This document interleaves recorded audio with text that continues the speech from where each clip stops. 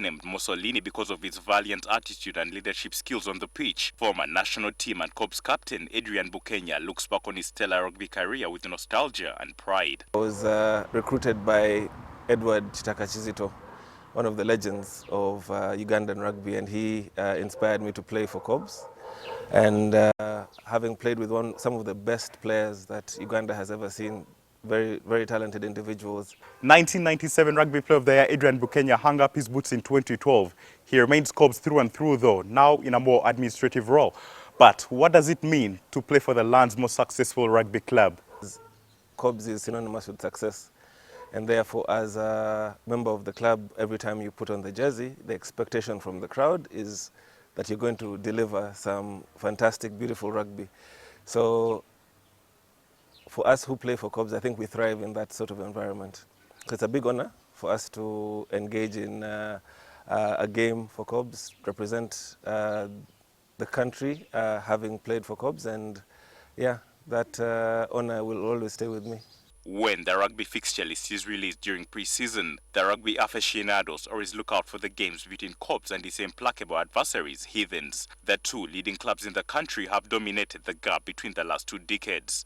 That rivalry is essentially the epitome of Ugandan rugby. It's the two clubs that embody the history of the game in Uganda. So whenever we meet, it is almost like the explanation of how Ugandan rugby operates.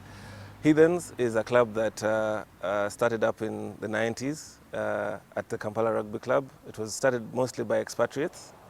Corps started in 1963, but also really thrived in the 90s.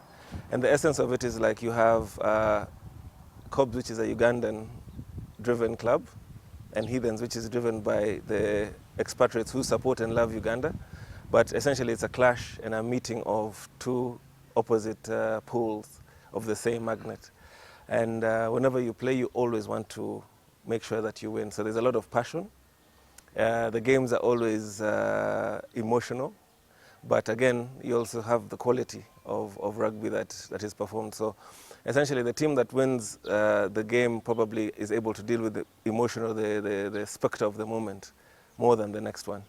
Call it luck, hard work or determination, everything fell into place so fast for Adrian. Even beyond his wildest dreams, did he ever imagine of representing the nation at the highest level, donning the captain's armband? In 2007, I was again given the honor to lead the Uganda Rugby Cranes, and at home against Namibia, we beat Namibia 2019. I scored one of the 2 tries that we had that day, and we went on that season to win the Africa Cup. So that was one of my proudest moments in the Uganda jersey. Yet it was not a walk in the park for the 2007 Africa winning captain. We had a very, very fantastic game against Morocco in 2006, which we lost. We lost by 5 points to 3. I had played a game of my life. It was like the first game I had played since I returned, and I was playing at home at the time, and having played such a wonderful game, the last minute of that game, I knocked on a ball that would have scored a try that would have won the game for Uganda. That game would have then propelled us to the next and the final stage for qualification of the 2007 World Cup. We did not win, and so that's one of the bigger disappointments. So near, yet so far. What a moment it would have been, not just for Adrian, but the entire nation, had the Cranes qualified for the global showpiece. Derek Ntege, NTV Sport.